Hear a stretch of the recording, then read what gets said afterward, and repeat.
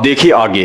अब जैसे ही समुद्र के ऊपर वो पुल बनना शुरू हो गया तो श्री रामचंद्र जी ने दौरा किया।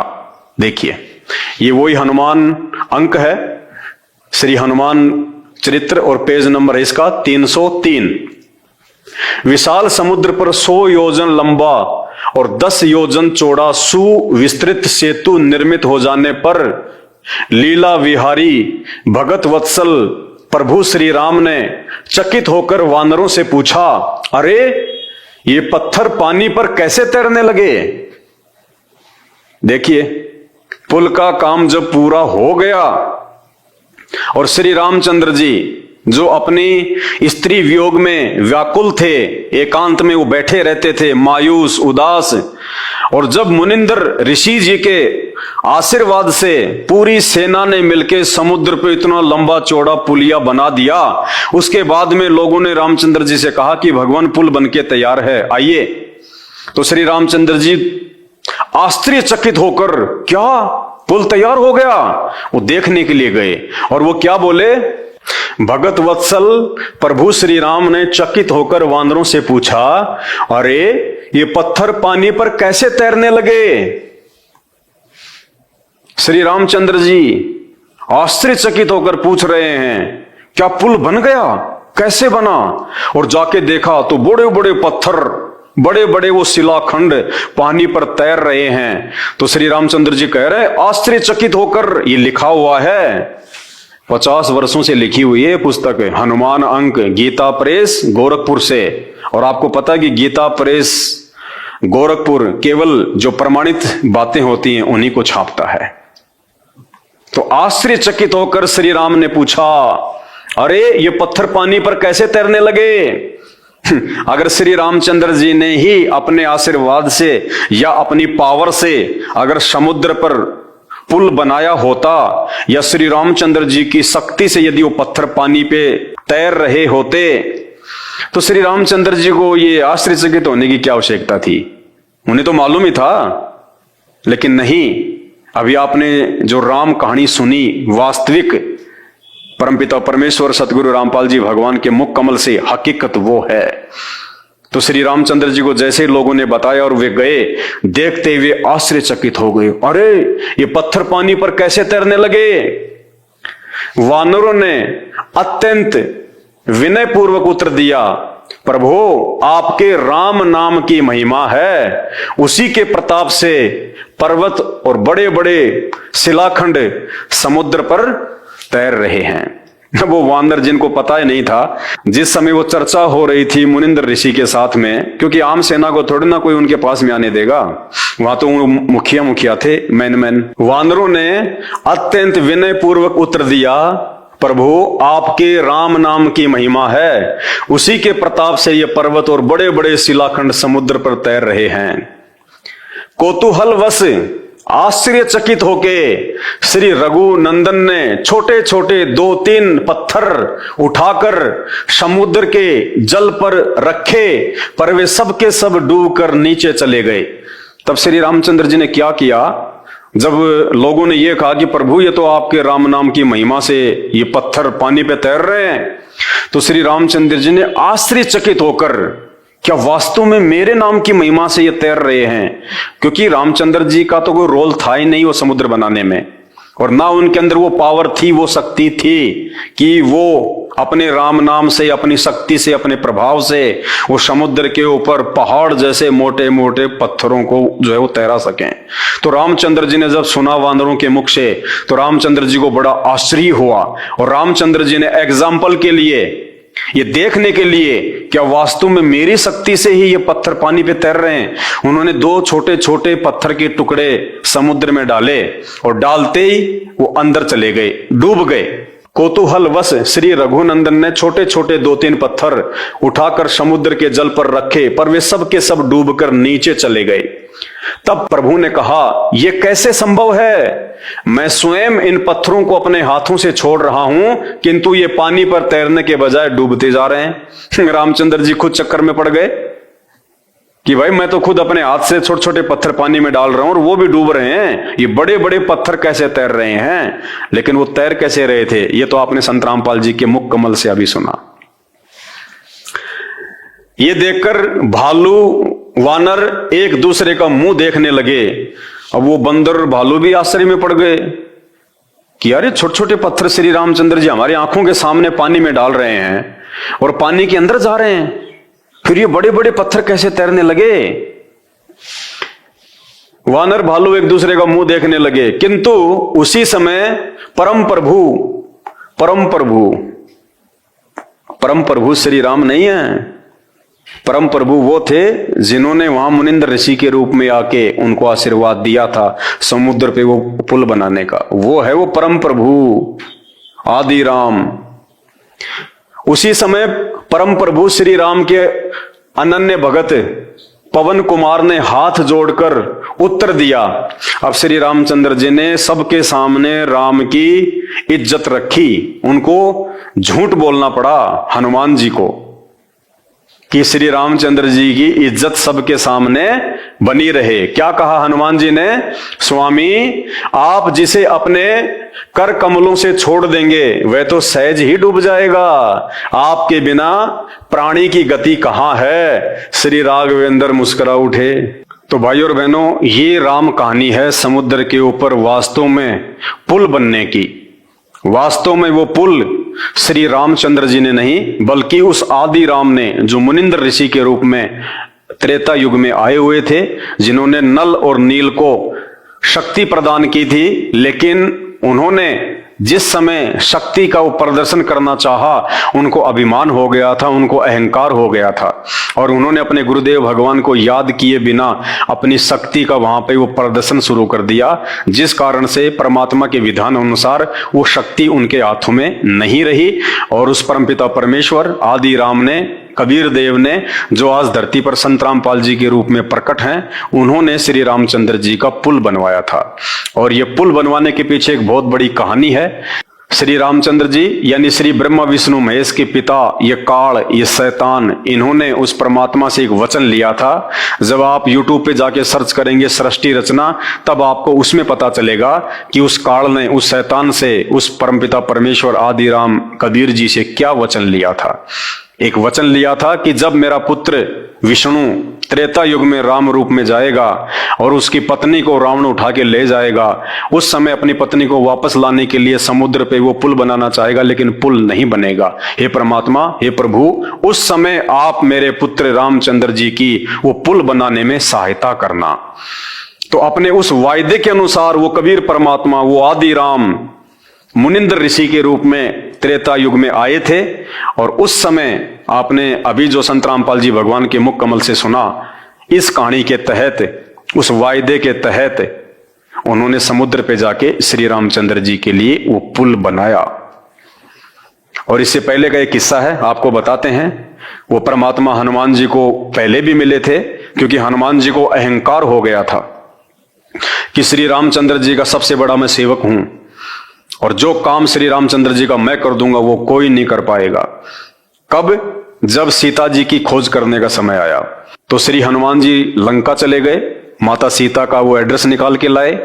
वापस आते समय उनको प्यास लगी तो एक ऋषि के आश्रम में वो नीचे उतरे और उनके हाथ में जो वो मुद्रिका थी, जो सीता जी ने उनको अंगूठी दी थी, उनको भय था कि अंगूठी कहीं मेरे से जो है गुम ना हो जाए। अगर अंगूठी कहीं गुम हो गई तो श्री रामचंद्र जी मेरे ऊपर यकीन नहीं करेंगे कि वास्तव में सीता जी लंका में ही है। तो देखिए, आपको इसी पुस्तक से दिखाते हैं। ये वही पुस्तक है, श्री हनुमान अंक रघुपति प्रिय भगत वात जातम नमामि। इसका पेज नंबर है ये 292 हनुमान अंक का। और इसमें क्या लिखा हुआ है? श्री आनंद जी ने यानी हनुमान जी ने मात्र प्रदत्त यानी माता जी के द्वारा दी गई अंगूठी, चूड़ामणि और मुद्रिका अत्यंत आदर पूर्वक ले ली और माता के परम पावन चरणों में प्रणाम कर लौट पड़े। हनुमान जी उछलकर समुद्र तटवर्ती गिरी शिखर पर चढ़ गए। पर्वत उनका वेग सहन न कर सका, चूर्ण हो गया।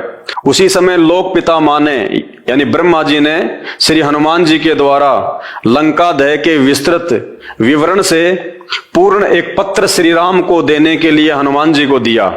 श्री रामदूत चतुरानन का पत्र एवं माता जानकी की चूड़ामणि और मुद्रिका लेकर समुद्र के ऊपर वेग पूर्वक उड़ते हुए चले। वे भयानक सिंहनाद करते हुए जा रहे थे।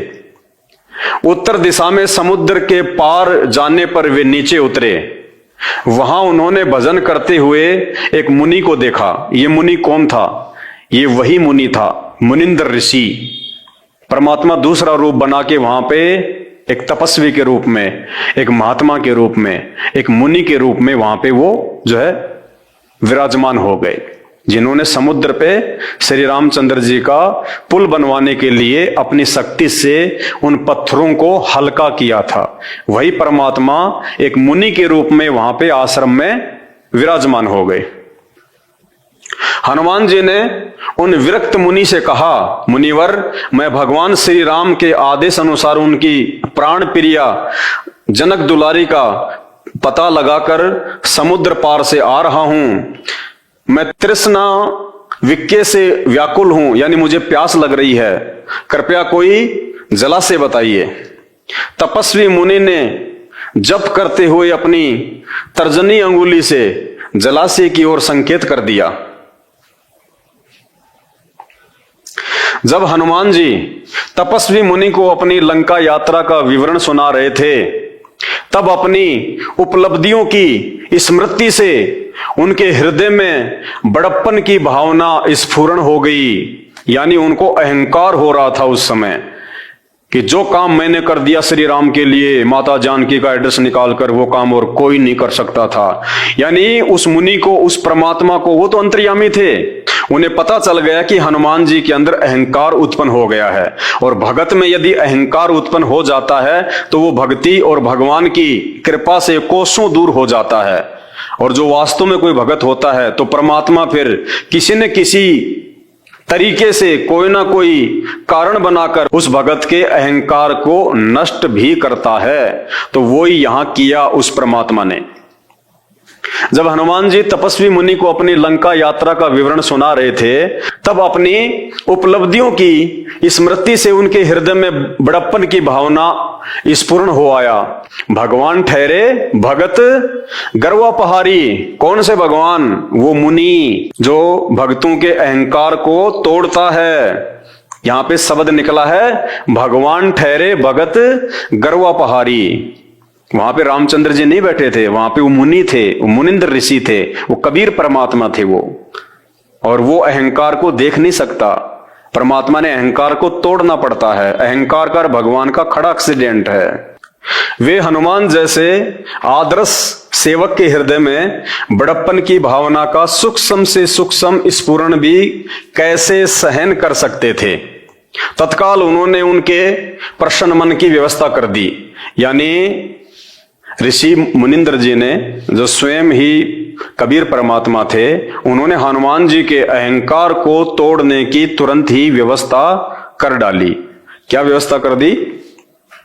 श्री पवन पुत्र चूड़ामणि अंगूठी और विधाता प्रदत्त पत्र जप करते हुए मुनि के समीप रखकर तृष्णा शांत करने के लिए जलाशय की ओर चले गए। उसी समय मुनि के समीप उछलता कूदता एक बंदर आया।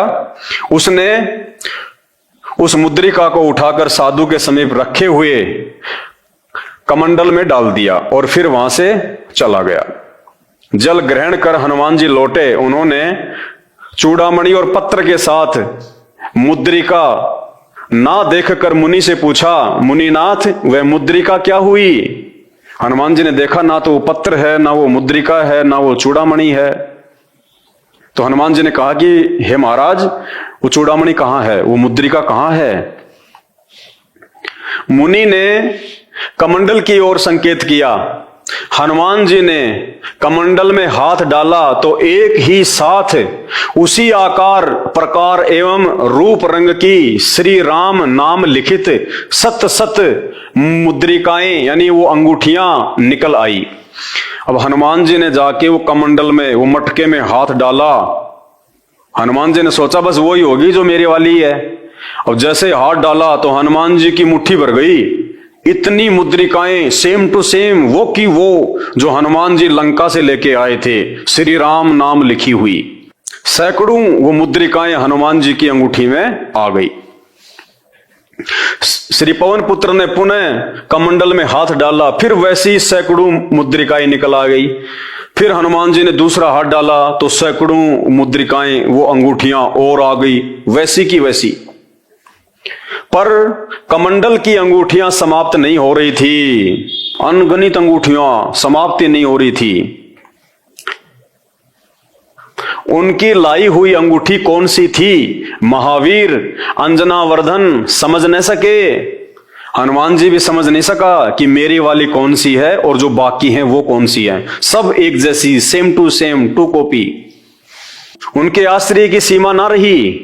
चकित श्री पवन नंदन ने मुनि से पूछा, मुनिराज इतनी मुद्रिकाएं कहां से आई और इनमें मेरे द्वारा लाई गई मुद्रिका कौन सी है? वयोवृद्ध मुनि ने उत्तर दिया, यानी परमेश्वर ने जवाब दिया, प्रत्येक अवतार में श्री सीता हरण के उपरांत जब जब राघवेंद्र सरकार ने यानी श्री रामचंद्र जी ने पवन कुमार को यानी हनुमान जी को उनका पता लगाने के लिए भेजा है, तब तब हनुमान ने लंका में सीता से मिलकर यहां अंगूठियां रखी हैं और बंदरों ने उनको उठाकर इस कमंडल में डाल दिया। इनमें तुम अपनी अंगूठी पहचान कर ले लो। परमात्मा ने क्या कहा जो मुनि रूप में थे कि जब जब विष्णु का श्री रामचंद्र रूप में अवतार हुआ है और उनकी पत्नी को रावण ने उठाया है, तब तब एक हनुमान हर बार सीता का एड्रेस निकालने के लिए जाता है, वापस यहीं आता है और यहीं ऐसे वो पानी पीता है और ये मुद्रिका यहां पे रख देता है और ये बंदर उठा के इस मटके में डाल देता है। अब भैया तेरी वाली कौन सी है, तू तेरी उठा और ले ले। तो हनुमान जी चक्कर में पड़ गए कि महाराज ये तो सब सेम टू सेम है, मालूम ही नहीं पड़ रहा। हनुमान जी का गर्वा यानी उनका अहंकार, वो घमंड नष्ट हो गया। जब हनुमान जी ने सुना ना कि तेरे जैसे तो कितने आलियर कितने जाली हनुमान है, तू पहली बार नहीं कर रहा ये काम है, पता नहीं कितनी बार तो राम आ लिए यहां पे और हर बार फिर एक हनुमान आता है। वो हनुमान ऐसे ही माता सीता का पता निकाल के आता है और वही वास्तव में, क्योंकि अपनी आंखों से देख लिया हनुमान जी ने, उस मटके में गिनती नहीं इतनी अंगूठियां पड़ी हैं। इसका मतलब आज से पहले ना जाने कितने हनुमान आ गए, तेरी क्या औकात है। तब हनुमान जी का अहंकार नष्ट हुआ। हनुमान जी का अहंकार नष्ट हो गया। आश्चर्यचकित हनुमान जी ने मुनि से पूछा, मुनिवर आज तक कितनी बार श्री राम ने अवतार ग्रहण किया?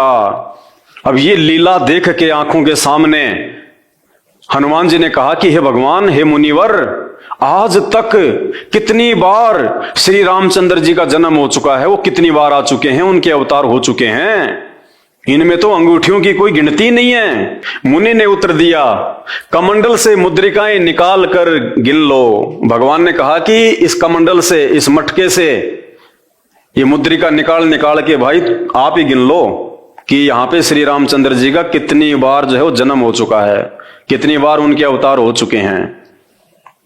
हनुमान जी अंजलि भर भर कर अंगूठियां निकालने लगे, किंतु उनका अंत नहीं हुआ। हनुमान जी जैसे योद्धा, हनुमान जी जैसे वीर पुरुष मुट्ठी भर भर के निकालने लगे, लेकिन अंत नहीं हुआ। जैसे वो दुशासन जिसमें 1000 हाथियों जितना बल था और वो द्रौपदी की साड़ी खींच खींच के पसीने में पसीना हो गए, लेकिन द्रौपदी की साड़ी का अंत नहीं आया। उसी प्रकार हनुमान जी मुट्ठियों भर भर के निकालने लगे, लेकिन उस कमंडल में से उन मुद्रिकाओं का अंत ही नहीं हो रहा था। यानी इतने अवतार, इतने जन्म यहां पे श्री राम के, श्री कृष्ण जी के हो चुके हैं और हनुमान आ चुके हैं यहां पे इतने। हर बार एक नई आत्मा को ये शैतान हनुमान बना देता है। एक ही आत्मा हर बार हनुमान नहीं बनती, आत्माएं चेंज होती रहती हैं, शरीर वो ही रहता है। तब हनुमान जी का घमंड चकनाचूर हो गया कि तेरे जैसे महाबली तो ना जाने कितने होके जाली हैं। इससे ये भी साबित होता है कि वर्तमान में हम जिस हनुमान जी को पूज रहे हैं वो कौन सा हनुमान है। उनके जैसे तो लाखों लाखों लाखों करोड़ों होके जालिए, हम कौन से हनुमान को पूज रहे हैं।